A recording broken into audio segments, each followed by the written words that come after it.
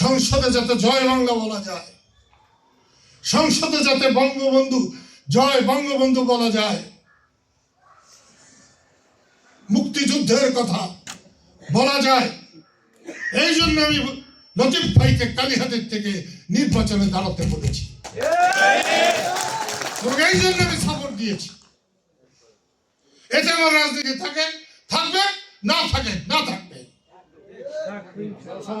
আমি নির্বাচনে জয় বাংলা বলার জন্য, জয় বঙ্গবন্ধু বলবার জন্য আমি কালীহাতের প্রচারে আমি দলীয়ভাবে সাপোর্ট করেছি।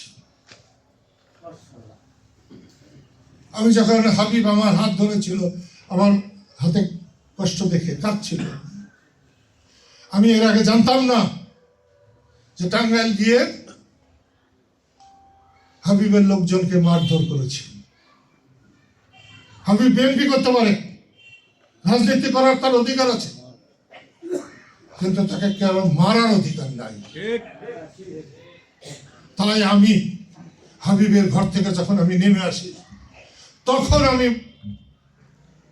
সিদ্ধান্ত নিয়ে এসেছি, তোমাদের সাপোর্ট পেলে সেটা ভালো হবে, না পেলে আমি এই আহমদ আজমের বিরুদ্ধে সখীপুর বাসাইলে আমি নির্বাচনী প্রচার করব।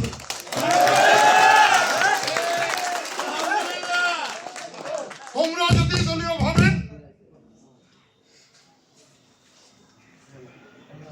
আহমদ আজম এখানে নির্বাচনে উঠলে সরকার হয় নাই, তারা বড় সরকার হয়ে গেছে, এটা দেখাতে হবে।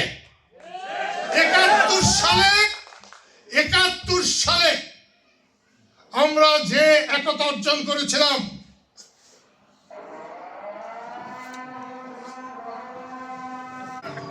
আমাদের কোনো কিছু করা উচিত না। আমাদের গাজীপুরের সভাপতি বলেছে করতে চাই, তোমাদের যদি আপত্তি থাকে তাও বলতে পারো, আর যদি তোমাদের এইটায় সম্মতি থাকে যে আহমদ আজম জিতলে কালকেই, ওর নাম কি আসিফ চেয়ারম্যান দারিয়াপুরের চেয়ারম্যান আসিফ, তাকে জেলেও ঢুকেছে আহমদ আজম, আবার ভাই করেও আছে আহমদ। এইটা যাতে না হতে পারে, আগামী কাল থেকে যাতে একটা লোককে জেলে নিতে না পারে, কারণ ইলেকশন শিডিউল হয়ে যাওয়ার পরে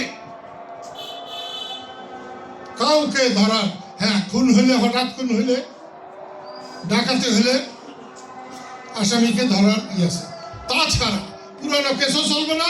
হঠাৎ করে কেউ যে টাকা দিল থানায়, চলবে না।